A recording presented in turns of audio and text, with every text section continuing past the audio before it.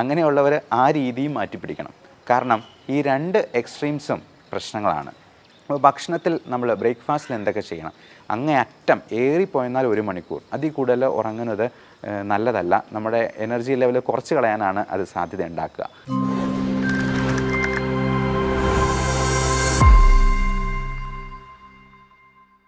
പ്രമേഹ രോഗിയുടെ ഒരു ദിവസത്തെ ഭക്ഷണക്രമം എങ്ങനെയായിരിക്കണം എന്ന് നിങ്ങൾക്ക് പലർക്കും പല ലഘുലേഖകളായിട്ട് കിട്ടിയിട്ടുണ്ടാവാം. ഞാൻ ഇന്ന് സംസാരിക്കുന്നത് പ്രമേഹ രോഗിയുടെ ഒരു ദിവസത്തെ ജീവിതക്രമം എങ്ങനെയായിരിക്കണം എന്നുള്ളതിനെ പറ്റിയാണ്. ഭക്ഷണം മാത്രമല്ല, ജീവിത രീതിയും വളരെ വളരെ പ്രധാനമാണ്. ഒരാൾക്ക് പ്രമേഹം ഉണ്ട് എന്ന് കണ്ടെത്തിയെന്നാൽ അത് ഒരു 200-ലും കൂടുതൽ ഷുഗർ ലെവൽ നിൽക്കുന്നുണ്ട്, HbA1c ഒരു 7-ന് മുകളിലുണ്ട് എന്നുണ്ടെങ്കിൽ നമ്മൾ അപ്പോൾ മുതൽ പാലിക്കേണ്ടതായിട്ടുള്ള ചില രീതികളുണ്ട്, ജീവിതക്രമങ്ങളുണ്ട്.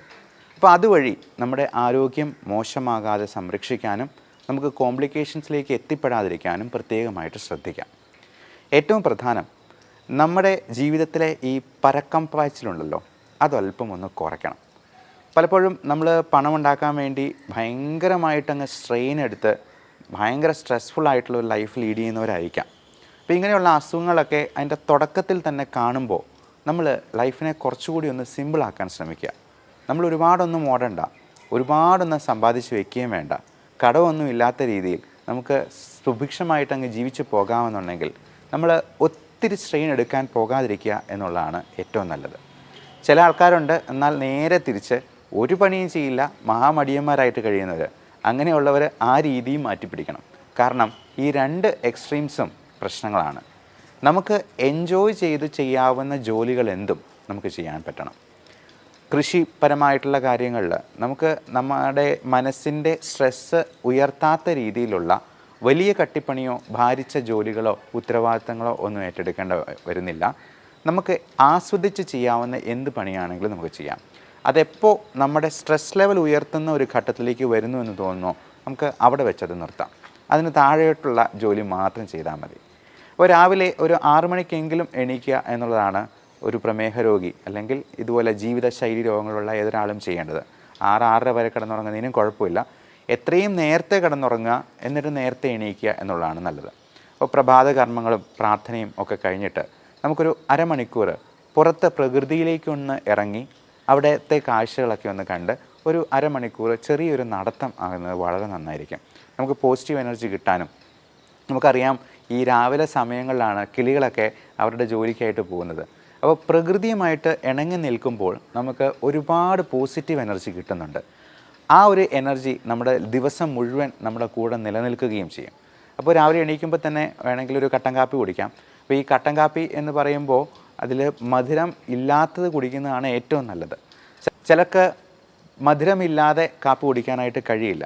അപ്പോൾ അങ്ങനെയുള്ളവർക്ക്, അങ്ങനെ നിർബന്ധമുള്ളവർക്ക് മാത്രം നമുക്ക് വേണമെങ്കിൽ ഷുഗർ ഫ്രീ ഉപയോഗിക്കാവുന്നതാണ്. ഷുഗർ ഫ്രീ ഗോൾഡ് പോലുള്ള സാധനങ്ങൾക്കൊക്കെ പഞ്ചസാരയോട് വളരെ അടുത്ത് നിൽക്കുന്ന മധുരം തന്നെ തരാനായിട്ട് പറ്റും. ഒരു കാരണവശാലും പഞ്ചസാര, ഉപ്പ് ഇതിൻ്റെ ഉപയോഗം പരമാവധി കുറയ്ക്കുക എന്ന് തന്നെയാണ് പറയാനുള്ളത്. ഗ്രീൻ ടീ നല്ലതാണ്. ഗ്രീൻ ടീ ആണെങ്കിലും ദിവസം 1-2 തവണ കുടിച്ചാൽ മതിയാവും. ഒത്തിരി കുടിക്കുന്നത് ഈ ചായ കാപ്പി പോലുള്ള സാധനങ്ങളാണെങ്കിലും അഭികാമ്യമല്ല. ഈ പാല് ഒഴിച്ചുള്ള ചായ കാപ്പി നമുക്ക് ഒരു നല്ല ഭക്ഷണമല്ല. പാല് കുടിക്കുന്നത് കുഞ്ഞുങ്ങൾക്ക് വേണ്ടി അവർക്ക് മാത്രം ഡൈജസ്റ്റ് ചെയ്യാൻ പാകത്തിനാണ്. അപ്പോൾ പാല് തന്നെ ഒരു പരിധിയിൽ കൂടുതൽ കുടിക്കുന്നത് പുളിച്ചുതേട്ടലുണ്ടാക്കാനും ഒക്കെ കാരണമായേക്കാം. പശു അതിൻ്റെ ക്രാവിന് വേണ്ടി സൂക്ഷിച്ചു വച്ചിരിക്കുന്ന പാലാണ് നമ്മൾ അടിച്ചു മാറ്റി കുടിക്കുന്നത്. അത് ജീവിതാവസാനം വരെ പാല് കുടിച്ചു കഴിഞ്ഞിട്ടുണ്ടെങ്കിൽ നല്ല ആരോഗ്യം വയ്ക്കും എന്ന് പറയുന്നത് ഒരു തെറ്റിദ്ധാരണയാണ്. അതേസമയം അത് തൈരാക്കിയോ അല്ലെങ്കിൽ മോരും വെള്ളമായിട്ടോ ഒക്കെ കുടിച്ചു കഴിഞ്ഞിട്ടുണ്ടെങ്കിൽ അതിൽ ലാക്റ്റിക് ആസിഡ് ബാസിലസ് അടങ്ങിയിട്ടുണ്ട്. അതുകൊണ്ട് നമ്മുടെ ദഹനത്തിനെ പ്രോപ്പറാക്കി അതിനെ സംരക്ഷിക്കാനും സഹായിക്കാനുമുള്ള കഴിവുണ്ട്. ഇനി കട്ടൻ കാപ്പിയൊക്കെ കുടിച്ച് നമ്മുടെ പ്രഭാത കർമ്മങ്ങളൊക്കെ കഴിഞ്ഞു, ചെറിയൊരു നടത്തം കഴിഞ്ഞു, നമുക്ക് എക്സസൈസ് എന്ന കാര്യത്തെക്കുറിച്ച് ചിന്തിക്കാം. ഒരാളുടെ എക്സസൈസിൽ 3 കമ്പോണൻസ് ഉണ്ടാവണം. അതിന് എയ്റോബിക് കമ്പോണൻറ്റ് ഉണ്ടാവണം, സ്ട്രെങ്തനിങ് ഉണ്ടാവണം, സ്റ്റാമിന കൂട്ടുന്ന രീതിയിലുള്ള എക്സസൈസ് ഉണ്ടാകണം. ഇങ്ങനെ 3 കമ്പോണൻസ് ആണ്. അപ്പോൾ എയ്റോബിക് എക്സസൈസ് എന്ന് പറയുമ്പോൾ നമ്മൾ ഉദ്ദേശിക്കുന്നത് നമ്മുടെ ഹാർട്ട് റേറ്റ് 140 വരെയെങ്കിലും ഉയർത്തുന്ന രീതിയിൽ. അപ്പോൾ ചുമ്മാ ഒരു നടത്തം എന്ന് പറയുന്നത് അതൊരു മടിയന്മാരുടെ വ്യായാമമാണ്. അതിനൊരു വ്യായാമമായിട്ട് കൂട്ടാൻ പറ്റില്ല. അപ്പോൾ ഇങ്ങനെ 140 വരെ കൂട്ടണമെന്നുണ്ടെങ്കിൽ നമ്മൾ എന്ത് ചെയ്യണം? ഒന്നെങ്കിൽ ഒരു 100 ജമ്പിങ് ജാക്സ് ചെയ്യാം. 100 പ്രാവശ്യം ഒന്ന് ചാടിയാൽ മതി, അവിടെ തന്നെ പുറത്തോട്ട് ഇറങ്ങണ്ട. ഇപ്പോൾ മഴയൊക്കെ ആയതുകൊണ്ട് പുറത്തോട്ട് ഇറങ്ങാൻ പറ്റിയെന്ന് വരില്ല. 100 പ്രാവശ്യം ചാടാം. അല്ലെങ്കിൽ ഒരു 50 പുഷപ്പ് എടുക്കാം. അത് നമുക്ക് 2-3 ഇടവേളകൾ ഇട്ട് വേണമെങ്കിലും അങ്ങനെ ചെയ്യാം. അപ്പോൾ 140 വരെ നമ്മുടെ ഹാർട്ട് റേറ്റ് കൂട്ടിയെന്നാൽ മാത്രമേ അതിനെ എയ്റോബിക് വ്യായാമം എന്ന് വിളിക്കാൻ പറ്റുള്ളൂ. 2 സ്ട്രെങ്തനിങ് കമ്പോണൻ്റ് ഉണ്ടാവണം. നമ്മൾ വെയിറ്റ് ട്രെയിനിങ്, ഇപ്പം ഡംബൽസ് എടുക്കുന്നതൊക്കെ സ്ട്രെങ്തനിങ് ആണ്. പുഷപ്പിനും അതിൻ്റെ ഒരു സ്ട്രെങ്തനിങ് കമ്പോണൻ്റ് ഉണ്ട്, നമ്മുടെ മസിൽസിനും ഒക്കെ വ്യായാമങ്ങൾ കിട്ടുന്ന രീതിയിൽ. അതുപോലെ സ്ക്വാറ്റ്സ്, പുഷപ്പിന് പോലെ തന്നെയാണ് സ്ക്വാറ്റ്സ് എന്ന് പറയുന്നത്, ഇരുന്നിട്ട് എണീക്കുന്ന രീതിയിലുള്ള എക്സസൈസ്. കൈ നേരെ വെച്ചതിന് ശേഷം മുട്ടും മടക്കി ഇങ്ങനെ ചെയ്യുന്ന എക്സസൈസ്.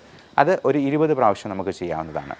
അതേപോലെ തന്നെ ഇങ്ങനെയുള്ള ഡംബൽ ഉപയോഗിച്ചിട്ടുള്ള എക്സസൈസും വെയിറ്റ് ട്രെയിനിങ്ങും നമുക്ക് ഇഷ്ടം പോലെ വ്യായാമങ്ങൾ, ഇപ്പം സംശയങ്ങളുണ്ടെന്നുണ്ടെങ്കിൽ നിങ്ങൾക്ക് തന്നെ ചോദിക്കാവുന്നതാണ്. ഇത്തരത്തിലുള്ള എക്സസൈസുകൾ നമുക്ക് 20 മിനിറ്റ് മുതൽ ഒരു 30 മിനിറ്റ് വരെ എങ്കിലും ചെയ്തിരിക്കണം എല്ലാ ദിവസവും. നമ്മൾ ആ എക്സസൈസ് ചെയ്യുമ്പോൾ തന്നെ ആ ദിവസം മുഴുവൻ ആ ഊർജം നിലനിൽക്കും എന്നുള്ളത് നിങ്ങൾക്ക് തന്നെ അനുഭവിച്ചറിയാവുന്ന കാര്യമാണ്. പിന്നെ അടുത്തത് ബ്രേക്ക്ഫാസ്റ്റിലോട്ട് വരാം. നമുക്കൊരു 8-9 മണിയാകുമ്പോഴത്തേക്കും തന്നെ ബ്രേക്ക്ഫാസ്റ്റ് കഴിക്കാനായിട്ട് നോക്കാം.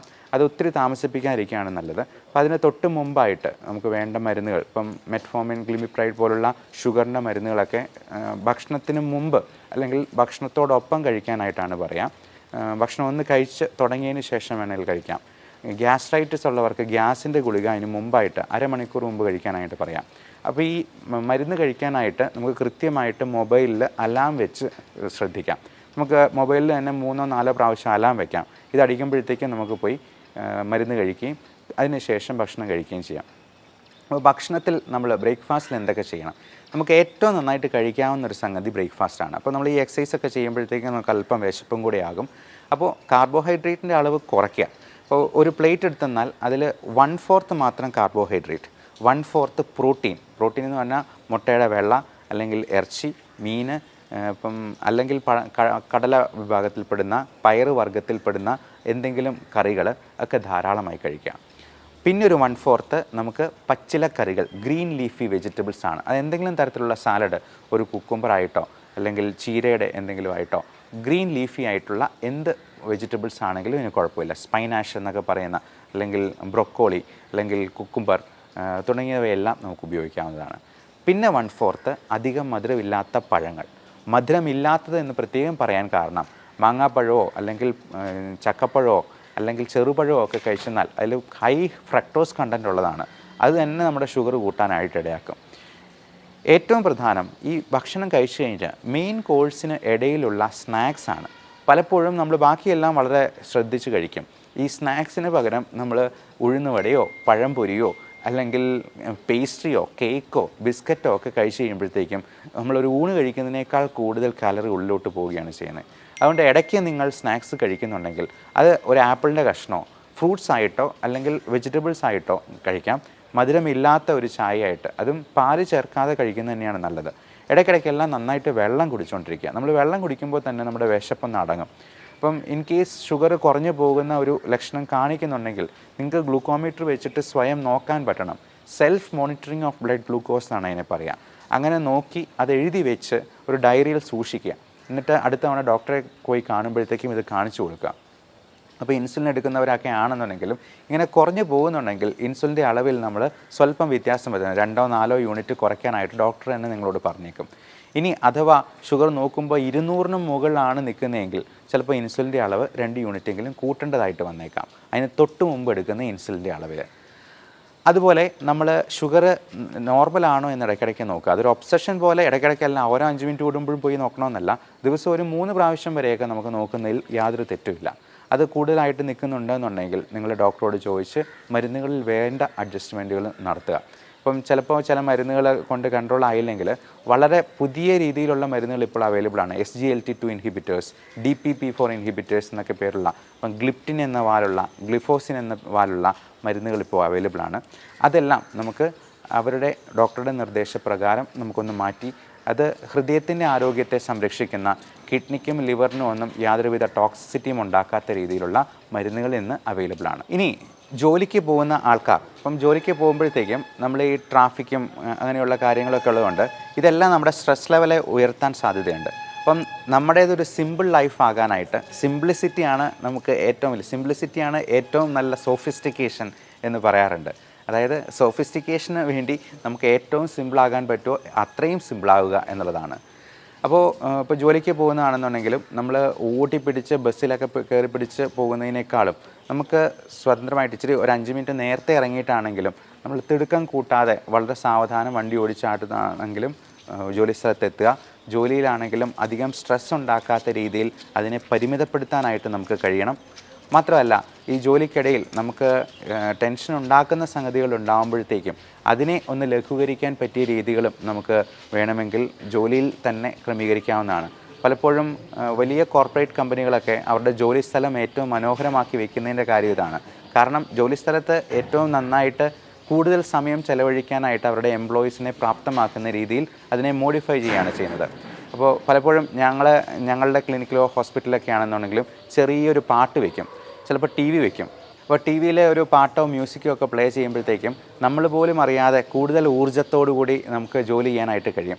ചില സർജന്മാരൊക്കെ ആണെന്നുണ്ടെങ്കിൽ അല്ലെങ്കിൽ ഞങ്ങൾ പ്രൊസീജിയർ ചെയ്യുമ്പോൾ ബ്രോങ്കോസ്കോപ്പി എൻഡോസ്കോപ്പി ഒക്കെ ചെയ്യുമ്പോഴത്തേക്കും സൈഡിലൊരു ചെറിയ പാട്ടും വയ്ക്കും. അപ്പോൾ പാട്ട് വയ്ക്കുമ്പോഴത്തേക്കും നമ്മുടെ സ്ട്രെസ്സിനെ ഒന്ന് കുറയ്ക്കാനായിട്ട് അതിന് അത്ഭുതകരമായിട്ടുള്ള ഒരു കഴിവുണ്ട്. അതുപോലെ നമ്മൾ വർക്ക് ഇൻ സ്റ്റൈൽ എന്ന് പറയും. ചില സർജൻസൊക്കെ ആണെന്നുണ്ടെങ്കിൽ അവർ ഈ സർജറി ചെയ്യുന്നതിൻ്റെ ഇടയിൽ കത്രികയൊക്കെ ഇങ്ങനെ തിരിക്കുന്നത് ഒരു സ്റ്റൈലിൽ നമ്മുടെ രജനീകാന്ത് തിരിക്കുന്ന പോലെ ഇങ്ങനെ തിരിച്ച് കാണിക്കാറൊക്കെ ഉണ്ട്.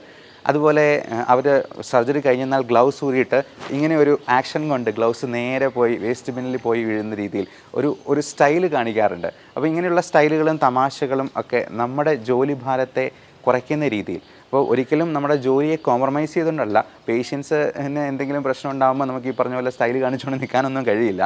അപ്പോൾ എത്രമാത്രം സ്ട്രെസ്സ് കുറയ്ക്കാൻ പറ്റുന്ന രീതിയിൽ അത് എൻജോയ് ചെയ്യാൻ പറ്റുമെന്നുള്ളത് ഓരോരുത്തരുടെയും കയ്യിലിരിക്കുന്ന കാര്യങ്ങളാണ്. അപ്പം ചിലപ്പോൾ നമുക്ക് ഒരു ക്ലീനിങ് ജോലി ചെയ്യുന്ന ഒരാൾക്ക് പോലും ആ ജോലി ഏറ്റവും ഭംഗിയായിട്ട് എൻജോയ് ചെയ്യാം. ആ ക്ലീനിങ് പ്രോസസ്സിനെ ഏറ്റവും ആസ്വദിക്കാം. അപ്പോൾ ഏറ്റവും നന്നായി ആസ്വദിച്ച് ചെയ്യുക എന്നുള്ളതാണ് നമ്മുടെ മാനസികാരോഗ്യത്തിനും ശാരീരികാരോഗ്യത്തിനും ഹെൽപ്പ് ചെയ്യുന്ന ഏറ്റവും നല്ല രീതി. അടുത്ത് നമ്മൾക്ക് ഭക്ഷണത്തെ പറ്റി നോക്കാം. ഈ ഉച്ചഭക്ഷണവും ഡിന്നറും നമുക്ക് പരമാവധി കാർബോഹൈഡ്രേറ്റ്സിനെ കുറച്ച് നിർത്തിക്കൊണ്ട് പ്രോട്ടീൻ കൂടുതലാക്കുകയും അതുപോലെ വെജിറ്റബിൾസും ഫ്രൂട്ട്സും കൂടുതൽ ആഡ് ചെയ്യുകയും ചെയ്യാം. ഇപ്പോൾ ചോറ് ഉപയോഗിക്കുന്നുണ്ടെങ്കിൽ തവിടുള്ള ചോറ് ഉപയോഗിക്കാം. അത് ഏറ്റവും കുറഞ്ഞ് ഞാൻ നേരത്തെ പറഞ്ഞ പോലെ ഈ പ്ലേറ്റ് മെത്തേഡ് ഉപയോഗിച്ച് 1/4 മാത്രം കാർബോഹൈഡ്രേറ്റ്സ്, അത് ഏറ്റവും തവിടുള്ള അരി കൊണ്ടുള്ള ചോറാണ് ഏറ്റവും ഉത്തമം. അതുപോലെ ചപ്പാത്തി ആണെന്നുണ്ടെങ്കിലും നമ്മൾ 2-3 ചപ്പാത്തി അതിൽ കൂടുതൽ കഴിക്കുന്നത് തീർച്ചയായിട്ടും അതുകൊണ്ട് ഉണ്ടാകുന്ന അഡ്വാൻറ്റേജസിനേക്കാൾ ദൂഷ്യങ്ങൾ തന്നെയാണ് ഉണ്ടാവുക. നമ്മൾ ചോറ് ഒഴിവാക്കിയിട്ട് 5 ചപ്പാത്തി കഴിച്ചെന്നാൽ അതുകൊണ്ട് പ്രത്യേകിച്ച് പ്രയോജനമൊന്നും ഇല്ല എന്ന് പറയാം. ഇപ്പോൾ കറികളാണെന്നുണ്ടെങ്കിൽ നേരത്തെ പറഞ്ഞ 1/4 പ്രോട്ടീൻസ്, 1/4 ഗ്രീൻ ലീഫി വെജിറ്റബിൾസ്, 1/4 മധുരമില്ലാത്ത പഴങ്ങൾ എന്നുള്ള രീതിയിൽ ക്രമീകരിക്കുക. ഇടയ്ക്കിടയ്ക്കെല്ലാം നന്നായിട്ട് വെള്ളം കുടിക്കുക. വൈകിട്ട് ഒരു ചായ ആകുന്നതിന് കുഴപ്പമില്ല. ചായയുടെ കൂടെ സ്നാക്സ് വേണമെന്നുണ്ടെങ്കിൽ പഴം പുഴുങ്ങിയതിൻ്റെ ഒരു പകുതി, അധികം പഴുത്തതല്ലാത്ത പഴത്തിൻ്റെ ഒരു പകുതി, പിന്നെ മധുരമില്ലാത്ത ബിസ്ക്കറ്റ്, ഫൈബർ കണ്ടൻറ്റുള്ള ബിസ്ക്കറ്റ്, ഇതൊക്കെ കൂടുതലായിട്ട് ഡയബറ്റിക് രോഗികൾക്കും കഴിക്കാവുന്നതാണ്. ഉപ്പിൻ്റെ അളവ് പരമാവധി കുറയ്ക്കുക. ഉണക്കമീൻ, അച്ചാറ്, പപ്പടം തുടങ്ങിയ സാധനങ്ങളെല്ലാം ഉപ്പിൻ്റെ അംശം കൂടുതലായിട്ട് കൂട്ടാനായിട്ട് സാധ്യതയുണ്ട്. ഇത് തന്നെ ബി പിക്കും ഷുഗറിനും ഒക്കെ ആകെ മൊത്തമുള്ള നീർക്കെട്ട് ഉണ്ടാക്കാനായിട്ടും അത് സാധ്യതയുണ്ട് എന്നുള്ളത് കൊണ്ട് ഉപ്പും പഞ്ചസാരയും പരമാവധി കുറച്ച് നിർത്തുക തന്നെ ചെയ്യാം.